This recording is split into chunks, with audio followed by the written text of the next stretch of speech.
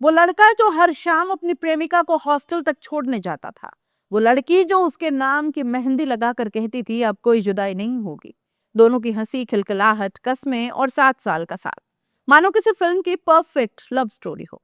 लेकिन 9 नवंबर की दोपहर बुंदेलखंड यूनिवर्सिटी के पास जो कुछ हुआ, उसने साबित कर दिया कभी कभी सच्चा प्यार भी सबसे बड़ा अपराध बन जाता है।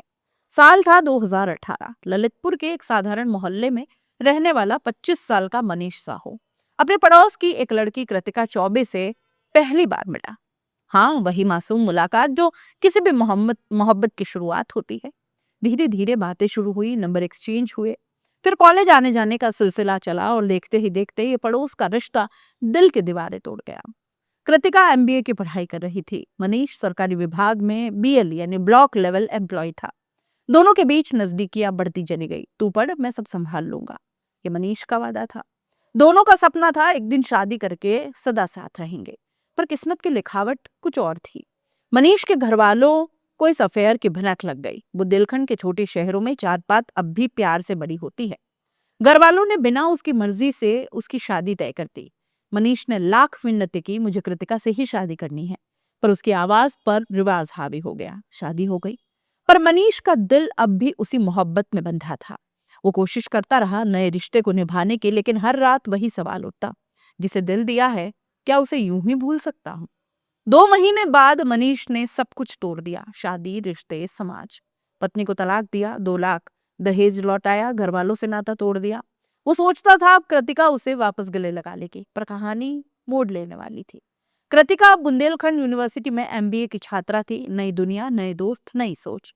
उसे शायद एहसास हो गया कि पुराना रिश्ता अब बोझ बन गया है। मनीष के फोन अब अनसुलझी मिस्ड कॉल्स बन गए थे। उसके मैसेजेस बिना पढ़े ही ब्लॉक हो जाते। और जब मनीष ने सुना कि कृतिका अब किसी और से मिल रही है, तो वो टूट गया। दोस्तों से कहा, अगर वो मेरी नहीं हो सकी तो मैं उसे किसी और का भी नहीं होने दूंगा। धीरे धीरे मनीष का प्यार पागलपन में बदलने लगा। उसने दिवाली से पहले ही तमंचा खरीद लिया। हॉस्टल के पास अक्सर वो मंडराता रहता। और फिर आया वो दिन, 9 नवंबर। मनीष ने कृतिका को फोन किया, बस एक बार मिल लो, आखिरी बार, फिर कभी परेशान नहीं करूंगा। कृतिका भी मान गई। शायद वो चाहती थी सब कुछ ठीक तरीके से खत्म हो जाए, एक क्लोजर मिल जाए इस रिश्ते को। दोनों यूनिवर्सिटी के पास एक छोटे से रेस्टोरेंट में मिल गए। खाना ऑर्डर किया, बातें शुरू हुई, पर जैसे ही पुरानी बातें आई, माहौल बदल गया। झगड़ा, आरोप, गिले शिकवे। कृतिका उठी और कहा, अब खत्म, कोई रिश्ता नहीं, और हॉस्टल की ओर कदम बढ़ा दिए। मनीष कुछ सेकंड्स तक उसे देखता रहा, फिर चिल्लाया, रुको, तुम्हें कुछ देना है। कृतिका ने जैसे ही पलटकर देखा, उसने पहली गोली उसके सीने में लगा दी। वो गिर पड़ी और फिर बस गोली चलती चली गई। दूसरी गोली मनीष ने खुद पर चला दी। गोलियों की आवाज में कैंपस को हिला डाला। छात्राएं चीखी, लोग भागे, कोई एम्बुलेंस तो कोई पुलिस पुकार रहा था।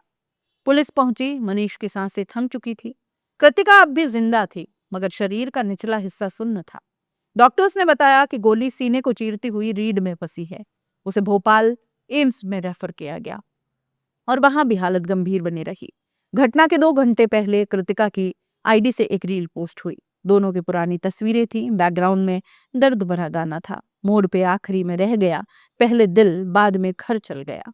कैप्शन था, 60 साल पूरे हुए, अगर सच्चा प्यार करो तो निभाओ। अब यह रहस्य बन गया, क्या ये रील कृतिका ने खुद पोस्ट की थी या मनीष ने उसकी आईडी से? पुलिस ने मनीष का बैग बरामद किया। उसमें तमंचा, कारतूस और एक हाथ से लिखा नोट था, अगर सच्चा प्यार करो तो धोखा मत दो। मनीष के पिता ने कहा, हमने उसे बहुत समझाया, वो उस लड़की के प्यार में पागल था। अब हमारा बेटा भी चला गया और सब कुछ खत्म हो गया। पुलिस ने जांच में पाया कि मनीष कई दिनों से कृतिका के हॉस्टल के आसपास घूमता था। डीआईजी ऑफिस को रिपोर्ट भेजी गई। फॉरेंसिक टीम ने कारतूस, मोबाइल, रील की जांच शुरू कर दी। पुलिस अधिकारी ने कहा कि यह मामला निजी संबंधों का प्रतीक होता है। दोनों ललितपुर के रहने वाले हैं। युवती का इलाज जारी है, उसकी स्थिति स्थिर है। कृतिका अस्पताल में दर्द से कराहती रही। रीढ़ की हड्डी में फंसी गोली अब उसके जीवन की सबसे बड़ी सजा बन गई। और मनीष अब सिर्फ एक याद है, एक ऐसा दीवाना जिसने सच्चे प्यार के नाम पर 2 जिंदगियां बर्बाद कर दी। 7 साल का प्यार, 7 सेकंड की गोलियां, और खत्म हो गई वो कहानी जिसे मनीष ने अमर समझा था। अगर सच्चा प्यार करो तो निभाना ही नहीं, समझना भी जरूरी है दोस्तों। क्योंकि जब मोहब्बत में जिद घुल जाती है तो इश्क भी खूनी बन जाता है। क्राइम की ये कहानी आपको कैसी लगी कमेंट बॉक्स में ज़रूर बताइएगा। जाते जाते चैनल को लाइक शेयर और सब्सक्राइब ज़रूर कर दीजिएगा। नमस्कार।